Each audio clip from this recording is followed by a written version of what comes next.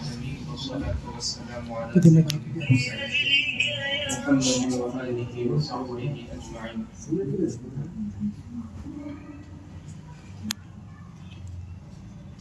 آج کا یہ دن ہندوستانیوں کے لیے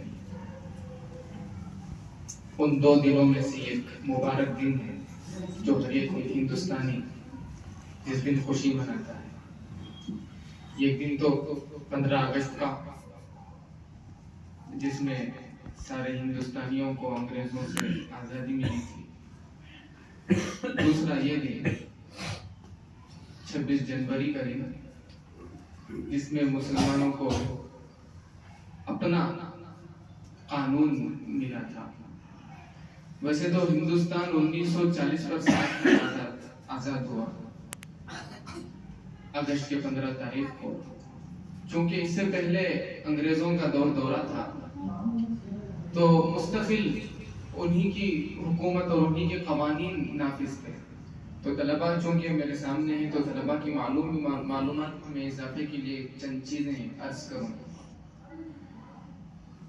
اگست کے فوراً بعد جو جنوری آیا اسی جنوری میں یہ قوانین نہیں بنے بلکہ یہ ہندوستان کی جمہوریت کے جو قوانین بنے ہیں جن قوانین کے بنانے کے لیے ڈاکٹر بی آر امبیڈکر کو کمیٹی بنائی گئی. اس کمیٹی کا صدر ڈاکٹر بی آر امبیڈکر کو بنایا گیا اور پھر اس میں سب سے روح رواں مولانا ابوالکلام آزاد رحمۃ اللہ علیہ بھی تھے.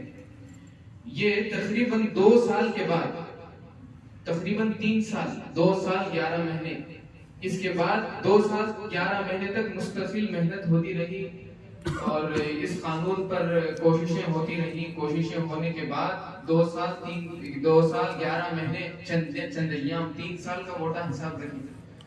3 سال میں یہ پورا قوانین کا دستاویز جو بھی دفتر تھا یہ تیار ہوا. اس کے بعد بھی بہت ساری ترمیمات اس میں آئی. یہ جو لفظ جمہور ہے یہ اصل میں انگلش کا ایک لفظ ڈیموکریسی اس کی ترجمانی کرتا ہے. ڈیموکریسی یہ یونان کا لفظ ہے. ڈیموک اور کریسی یہ دونوں مل کر ایک چیز. اس کا صاف سا ترجمہ ابراہیم لنکن جو امریکن ایک صدر گزرا ہے بہت عظیم اس کی عزت ہے وہاں پر, اس نے اس کا کیا. اس کا ترجمہ کیا تھا ڈیموکریسی کا for the people of the people, government of the people for the people. اس کا ترجمہ ہے لوگوں کی طرف سے حکومت لوگوں پر حکومت. اگر علماء اس میں غور کریں تو اس میں جھول ہے وہ الگ مضمون ہے اس تعریف میں. ڈیموکریسی میں ہوتا کیا ہے, اس میں انسانوں کو کیا حقوق ملتے ہیں. اس کا بنیادی حق یہ ہے کہ ڈیموکریسی کے تحت رہنے والا انسان, جمہوریت کے تحت رہنے والا انسان اپنی آزادی کی زندگی گزار سکتا ہے اور جو اس کے مذہبی امور ہیں, جو اس کے قوانین ہیں, اس کے مطلب جو مذہبوں سے جو کہتا ہے کرنے کو وہ ان پر مکمل آزادی کے ساتھ عمل کر سکتا ہے. اس کے بنیادی حقوق چند یہ ہیں کہ ہر شہری کو برابری کا حق ملے گا, کسی بھی مذہب کو اختیار کرے اس پر چلنے کا حق ہے, سماجی رسم و رواج پر عمل کرنے کا حق ہے, اپنی مرضی کی تعلیم حاصل کرنے کا حق ہے, ناانصافی اور ظلم کے خلاف عدالت سے چارہ جوئی کا حق ہے, ملک میں آزادی سے رہنے کا حق ہے.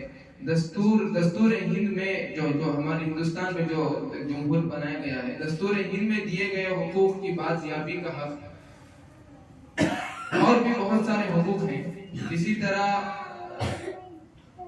جلسے و جلوس کی آزادی, اپنے حقوق کے لیے انجمن اور یونین بنانے کی آزادی, ملک میں کسی بھی حصے میں گھر بنا کر رہنے کی آزادی, ملک میں کسی بھی حصے میں گھومنے پھرنے کی آزادی, ملک میں کسی بھی حصے میں کاروبار کرنے کی آزادی, اور بھی بہت سارے آزادیاں اس میں ہیں جو آزادیاں جو انگریزوں کی حکومت تھی اور ان کے جو قوانین تھے اس میں نہیں تھے. چونکہ اتنی ساری آزادیاں مل گئیں اور یہ جو جمہوریت یہاں کی ہے, دوسرے ممالک میں بھی جمہوریت ہے. ایسا نہیں کہ صرف ہندوستان ہی میں جمہوریت ہے, دوسرے ممالک میں بھی ہے, لیکن ہر ملک کی جمہوریت میں کچھ نہ کچھ فرق ہے. تعریف تو اس کی ایک ہی ہے, for the people of the people. لیکن قوانین کے تحت اگر تفصیلی قوانین کو دیکھا جائے تو اس میں بہت سارے بعض ملکوں میں سختیاں ہیں. ان سارے ممالک، ساری دنیا کے ساری ممالک کے جو جمہوری قوانین کو دیکھا جائے اور پھر ہندوستان کے قوانین کا مطالعہ کیا جائے تو صد بار اللہ رب العزت کی حمد بیان کرنی چاہیے، اللہ کی تعریف اور احسان کی شکر بجا لانا چاہیے کہ اللہ رب العزت نے مولانا ابوالکلام آزاد کو اس کمیٹی میں داخل فرما کر ہم پر احسان فرمایا کہ بہت سارے اسلام پسند قوانین بھی اس ہماری جمہور میں ہیں. اور آپ دیکھیں جو انگریزی ممالک ہیں وہاں بھی جمہوریت ہے لیکن وہاں برقع پہننے پر پابندی ہے اور بھی بہت ساری چیزیں ہیں، چیزوں پر پابندی ہے، لیکن ہمارے ہندوستان میں وہ پابندیاں نہیں ہیں. تو لہٰذا جہاں ہم نے جشن منایا وہیں اللہ رب العزت کی تعریف بھی بیان کرے کہ اللہ رب العزت نے ہمیں ہندوستان سب سے پہلے نصیب فرمایا، پھر ہندوستان نصیب فرمانے کے بعد ان قوانین میں اسلام پسندی بھی نصیب فرمائی، اور پھر جو اسلام دشمن جو آج کل اس جمہوری نظام کو ختم کرنے پر کھڑے ہوئے ہیں، تیار ہیں، آمادہ ہیں، اللہ رب العزت انہیں بھی ہدایت نصیب فرمائے. اسی پر میں اپنی بات ختم کرتا ہوں.